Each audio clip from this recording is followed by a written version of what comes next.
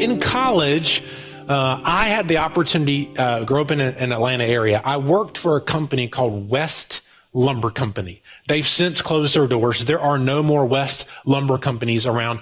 Think, if you would, Lowe's and Home Depot.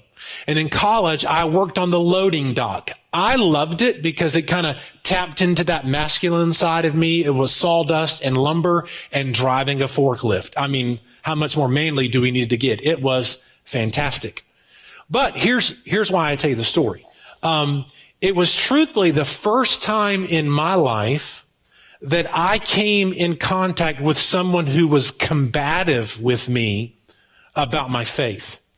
See, I did my best to let my light shine. I did my best to demonstrate the hope of Jesus. And so these are some ways that it looked like for me.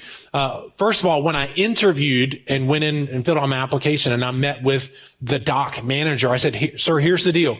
I'm very active in my church, and a value for me is I cannot and will not work on Sunday. So as long as you're okay with that and able to work my schedule that way, I'd love to have this job. We agreed. He hired me, and we were on our way. And I would wear this dock apron, would have some resource, and always in my apron, I carried with me a bright red Gideon Pocket New Testament. You've probably seen these before.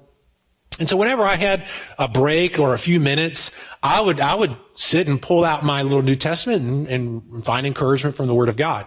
Well, the dock manager saw that, and I don't know his whole backstory. He clearly had some past that made him act antagonistic toward the gospel. And from that day forward, since he saw that, I became the Bible thumper that he made fun of. He'd see me coming, oh, here comes the Bible thumper. And he would just kind of call me out all the time and make fun of me. And like, if we were working the dock, we could kind of supply our own music into this tape deck. Yes, I said tape deck. And so also in my apron, I would carry a cassette tape of Christian music. Now, I realize there are some of you in the room who may have no idea what a cassette tape is, but I would say it's like a CD, but we don't even use those anymore. So anyway, so when I had the opportunity, I would take out my cassette and I would pop it in. So now we had over the dock, I'm working to Christian music. Yet this gave another reason why the dock manager would make fun of me. And he would come out and he would hear that music playing, singing songs about Jesus. He would blow a gasket of anger and cussing and shouting and making me turn it off. He didn't ever want to hear that around him. I was like, wow.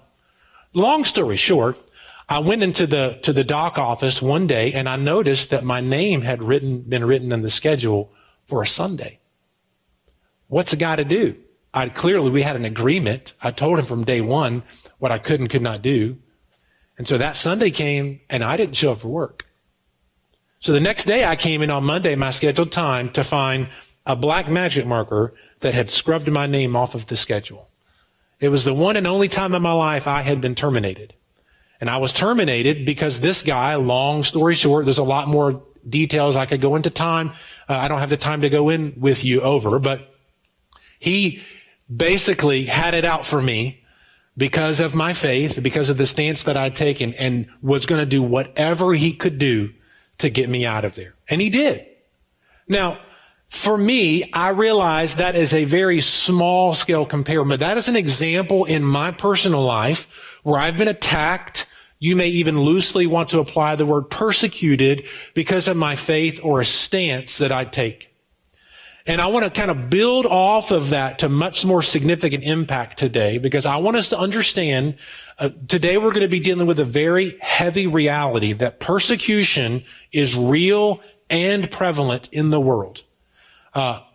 Globally, in the last year, there have been 260 million Christians who are living in places where they experience high levels of persecution.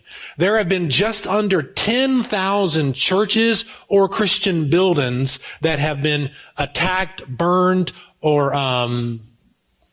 destroyed because of what they stand for in the last year across the world. Over 3,700 believers across the world just in this last year have been detained, sentenced, arrested, and imprisoned for their faith. And just in this past year, just shy of 3,000 believers have lost their life for their faith across the world. And this is a very real thing, and it's very easy for us to relegate it for, yes, that's this thing out there. Well, allow me this morning, let me just put a face on it, if I can. Does this face look familiar? Dr. Sam Thomas is a friend of ours. He has stood in this pulpit just in recent months. His Hope Givers office is across our parking lot where we provide space for them as an organization. Over the past 40 years, they've started almost 100,000 churches in India, advancing the gospel there. But the number of assassination attempts on his life, I've lost count. The number of trials. In fact, he recently had to go back to India for yet another court appearance where he is being accused and persecuted for the gospel. I mean, this is a friend of ours who lives this every day. So this may help us not just think of these are just numbers on a fax sheet somewhere. There's a face that we can put on this reality that's part of our faith family here. And here's what we need to understand and find a little bit of encouragement of. Since the days of Stephen, the first martyr of the church that we read of early in the books of Acts, there have been valiant Christian men and noble Christian women who have again and again endured for Christ's sake, imprisonment, torture, and death for the sake of the gospel.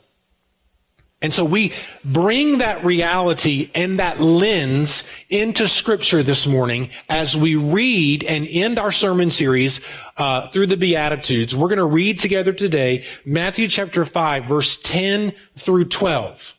And I want you to notice the repeating of the same statement of hope and encouragement. And we've always operated whenever the teacher repeats something more than once, pay attention. Write it down. It must be important. It's going to be on the test. Let's read Matthew chapter 5, verse 10 through 12. It says this: Blessed are those who are persecuted for righteousness' sake, for theirs is the kingdom of heaven. Blessed are you when others revile you and persecute you and utter all kinds of evil against you falsely on my account. Rejoice and be glad, for your reward is great in heaven. For so they persecuted the prophets who were before you. If you're taking notes today, whether it be on the listening guide in your own journal or following along in the mobile app, here's the first sentence I want you to write down. Coming to America. And I'll be honest, when I wrote that down, yes, an old school movie from Eddie Murphy did come to my mind, but that's not the point. I'm not intentionally referring to that.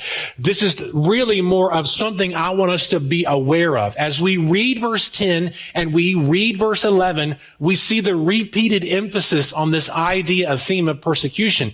And oftentimes the Church of America has been encouraged to pray for and be aware of persecution across the ocean. We just put a face on it with Sam Thomas. But here's what I need us to understand. The church across the ocean is praying for the Church of America right now. The last time I went to India, I had the opportunity to preach at the pastors' conference, and I'm going to ahead of time ask you to pray that the Lord will continue to pave the way. We're planning that I will go again in February of 2021 to India to preach at the pastors' conference there. But the last time I was there, as I was leaving, several of the pastors came up to me to say thanks and encourage and said this: I need you to know that we, as the church in India, are praying for you in the church in America. And their next statement has stuck in my mind like a brand. They said this: persecution is coming to the church in America. We can see it and you cannot.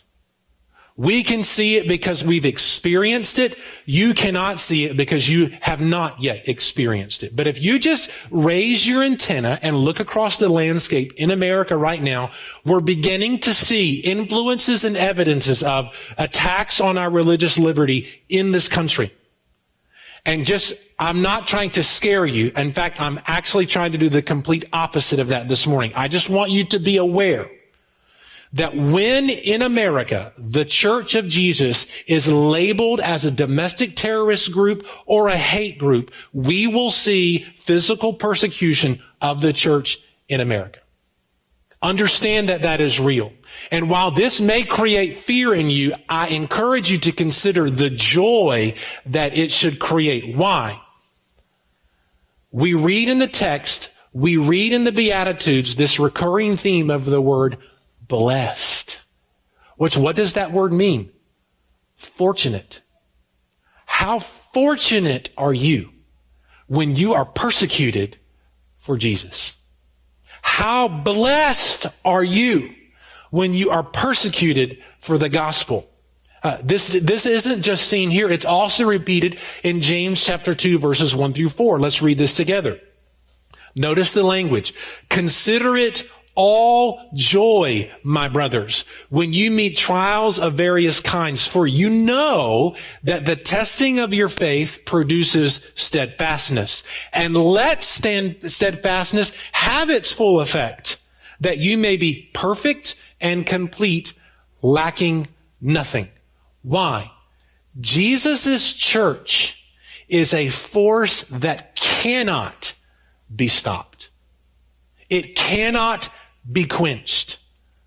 The blood of the martyrs are the seeds of the church. So while it is easy for us to view this topic today, and I realize it is heavy with fear, it actually should stir in us joy. In fact, let me give you some benefits of when we are persecuted.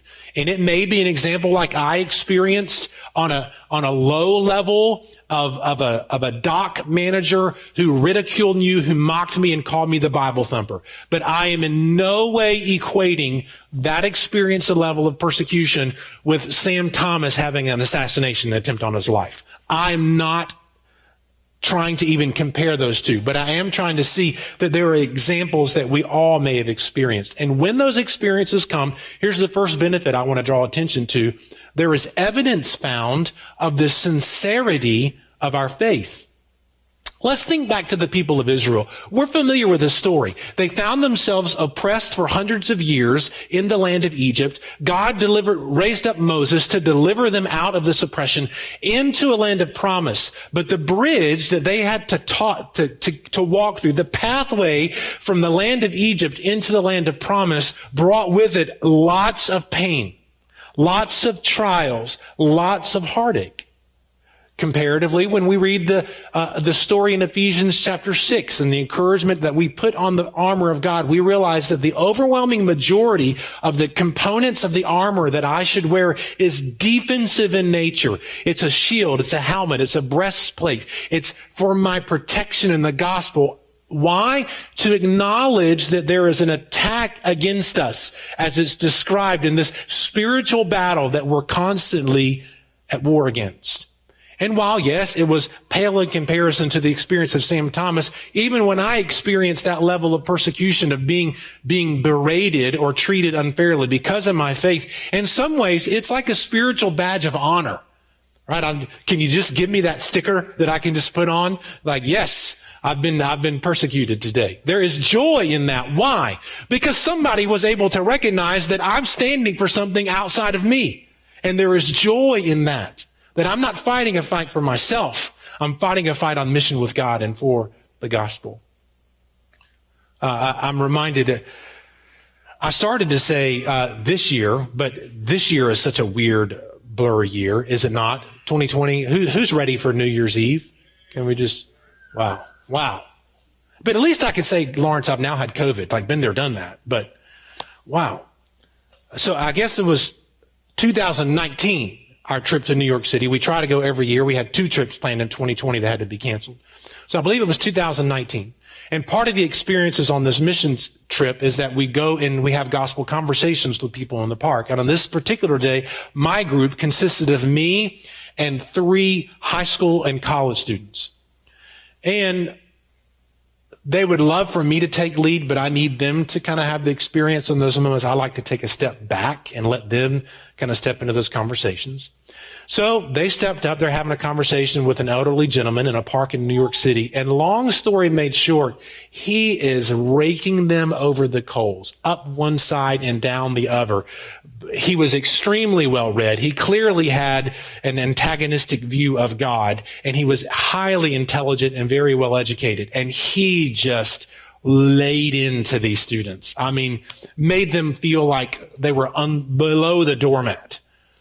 And so as I let it go on for a little bit, it's okay, now let me step in and engage in this, try to redeem this conversation a little bit. And no, I'm not going to tell you that the story ended up with him bowing on his knees. No, it ended in hostility. But as we walked away, and I could see the weight of the shoulders of these high school and college students where they were just, from all debate rules had been put in their place. And I said, hey, you know what, guys? Congratulations. You have just graduated from Persecution University. Maybe for the first time in your life, you have realized how much you need to work, how much faith you need to develop, how much reading you need to do. And you've just maybe for the first time had someone to your face make fun of you for the God that you serve. There's a badge of honor in that. But here's what we need to know. When you profess Christ in your life, by the things that you do, profess, and say, others will notice. They will pay attention to you. And each one of us who are dead earnest about putting God first in our life, we are going to bump into some form of opposition along the way. And when you do, find hope and encouragement from the Word of God in 1 Peter chapter 4. In fact, turn over there with me and let's read. 1 Peter 4, 14 and 15 says this. If you are ridiculed for the name of Christ, you are blessed, because the Spirit of glory and of God rests on you. None of you, however, should suffer as a murderer, a thief, an evildoer, or a meddler. Comparatively, 2 Timothy chapter 3, verse 12. Turn there or write that down. You can read it later. It'll be on the screen. Indeed, all who desire to live a godly life in Christ Jesus may be persecuted. That's not what it says.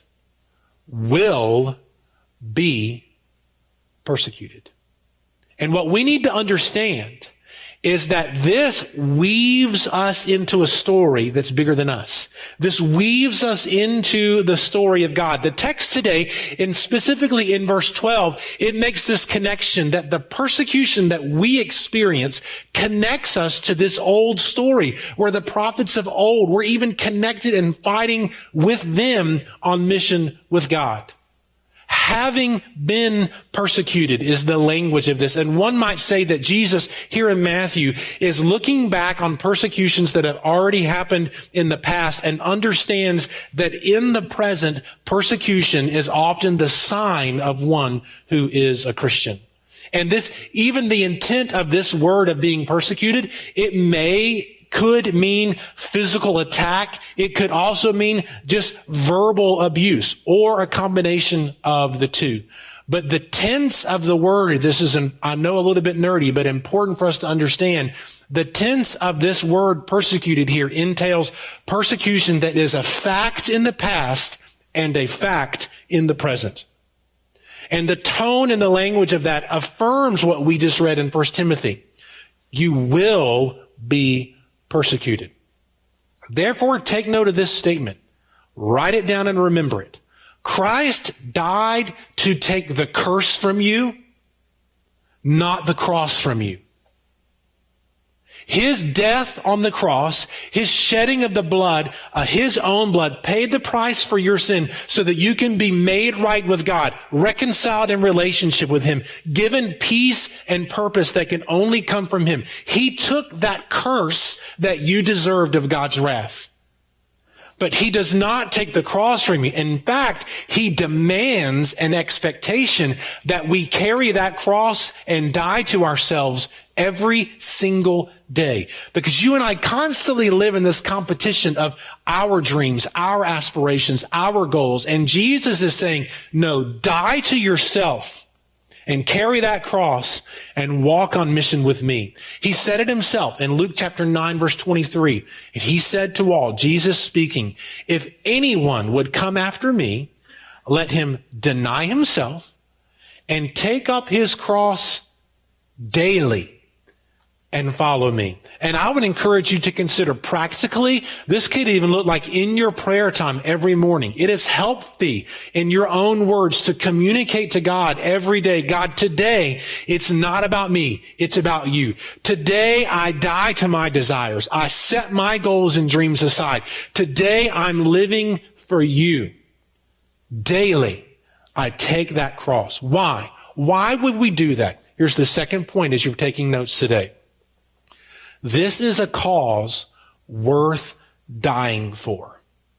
There are some causes in life that you and I value and that we advocate for that are important, but they are not worth dying for. I was very upset in the first half of the Georgia game yesterday, but who gives a rip? That is not worth dying for. There are some social agenda items that are really important. Sleep in heavenly peace would be one. That is something that we engaged with yesterday because there are 4% of children in our city who do not have a bed to sleep on. That is worth engaging in, but it's not worth dying for.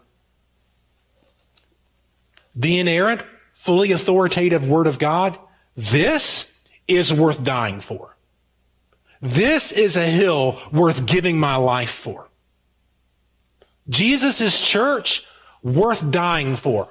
The gospel of Jesus Christ is worth dying for. We need to be aware of that. We need to remember that. And you and I live in a day where there is so much noise around us. It is so difficult to focus. It is so easy to be distracted. You and I live and run at a pace that it is very easy to run so fast with so many things that I have so much to do today. I have so much on my agenda. I have so many tasks that need to be completed. We run at such a pace, it's very easy for us to develop memory loss on why we're even doing the thing in the first place. But let's just use some real world examples. Maybe you lead a team at work and you have a clear mission for your organization or your company, but the situation that you're dealing, the project that you're working on, the pressure that you're dealing with at the time becomes so overwhelming that there are times that you as a team, time out. We're drifting off mission. Let's go back and remember why we do what we do in the first place. We do this all the time. Like every team, every project that we build, the scope of the project starts to creep outside of what we originally intended it to do. This is a constant thing. So we see this in work and home and in everything. More importantly, though, when we look at the mission of God, it is very easy for us to lose focus. And whenever we don't have a clearly defined why, W-H-Y, it's easy for us to drift off course. So regarding today's topic, we are clearly given the why. Go back to the text if you would, and if you were in the habit of writing in your Bible, open your paper Bible and take a pen, and I want you to underline a statement. Or if not, write it down in your notes. Let's look first of all in verse 10. Blessed are those who are persecuted, and underline this parenthetical statement, for righteousness' sake. There's the why. We continue to read in verse 11. Blessed are you when others revile you and persecute you and utter all kinds of evil against you falsely. Underline this parenthetical phrase, on my account. There's the why. Jesus clearly defines for us the why. It is for Jesus' sake. It is for the sake of the gospel. In other words, we are not talking about you getting your way. We are not talking about you getting frustrated or you dealing with opposition when things don't work out the way you planned them to be. You and I are called to live for righteousness' sake. We are called to live for Jesus' sake. So what does that look like, and how do we do that? I don't intend for this to be an exhaustive list, but let me give you 3 things that may help us kind of wrap and contextualize this idea of clearly understanding our why. The first one is this. There is a counter-cultural mindset that we are encouraged to engage the world with. See, the philosophical mindset of the world in which you and I live, especially in America, says this: hey, fight for your own rights. Stand up for something.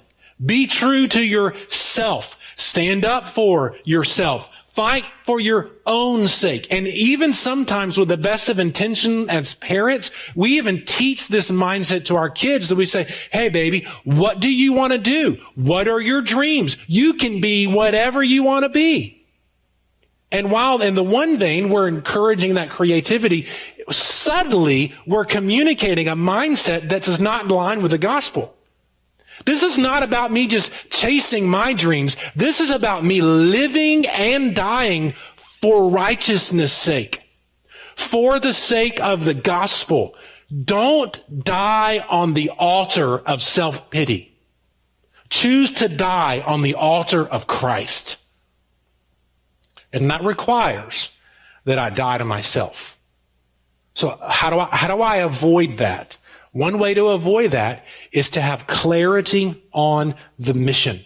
Those of you that are soldiers in the room, you understand this. There is a very clearly defined mission, and there is an action plan toward reaching that objective. And there are systems in place to guard and protect you from drifting off of that mission. What is the mission? What is the mission? You and I, engaged for the gospel, have to live with that same clarity. And clarity comes from crucifixion. Clarity comes from you and I dying to ourselves. Galatians 2:20, I have been crucified with Christ. Therefore, it is no longer I who lives, but it is Christ who lives in me. So let me communicate the why to you really clearly. Jesus is our why. Eternity is our why. Finding peace only in Him is our why. Finding purpose only in Him is our why. The glory of God and the exaltation of Christ is our why. The gospel, in other words, is our mission. And when I understand that, that gives me clarity on when to engage with culture and when to keep my mouth shut.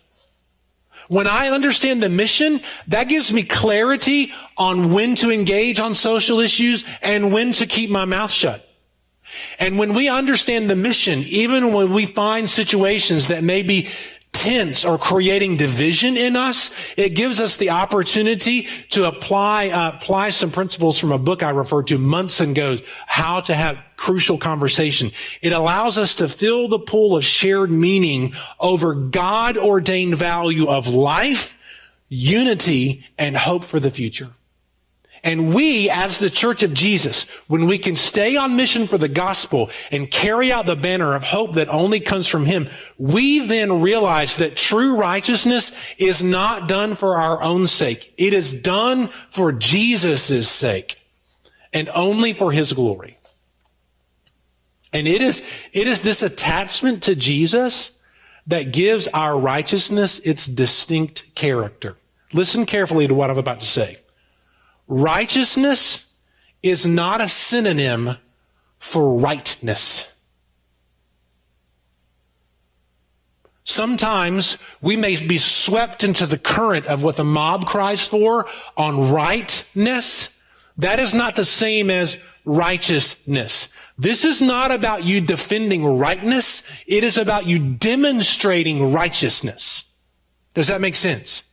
And when you and I have clarity on the mission of the gospel, we can engage in the battle over what is right and what is wrong. And we can be a hope and a voice of peace and of unity and cut through division for righteousness' sake and on the account of Jesus, as has been described here in verses 10 and 11. And here's what you need to understand. As it relates back to persecution, holiness and righteousness is not popular everywhere. And oftentimes when we get out of our life group or we get out of the circle of the walls of this room where we are overwhelmingly like-minded on this and we engage with a world that is antagonistic toward the gospel, we may have a dock manager who calls us a Bible thumper, or we may have a persecutor who describes us as a terroristic group and holds a gun to our face. But we are standing on the truth of the gospel and demonstrating righteousness for his name's sake. And you and I are not called to live out a popularity contest. We are called to pursue Christ. So in doing so, we have to live in a way that is committed to let our light shine. Yes, there is an intended reference to the little childhood song that we used to sing, and kids sometimes still do. This little light of mine, I'm going to let it shine. Why? Because it's just 2 verses later in the text today that we read this infamous passage in the words of Jesus. In Matthew chapter 5, verses 14 and through 16, coming right on the heels of a statement of persecution, he says this: "You are the light of the world. A city on a hill cannot be hidden. Nor do people light a lamp and put it under put a lamp and put it on our basket, but on a stand, and it gives light to all in the house. In the same way, let your light shine before others so that they may see your good works and give glory to your Father who is in heaven." What does that have to do with anything? Well, let me summarize the entire sermon in this one simple statement. Let your light shine even when others try to blow it out. Let your light shine on Jesus' account and for righteousness' sake, even when you face opposition. This is not a contest of you being engaged enough to increase your social media likes and followers. That's not what this is about.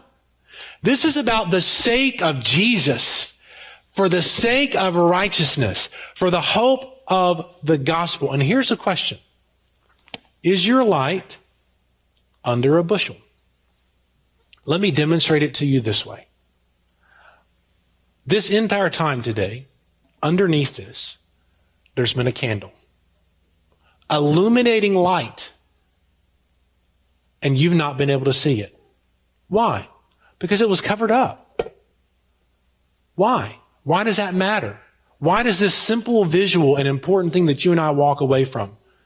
As a follower of Jesus, the light of Christ and the hope for the day and tomorrow should be shining in you every day.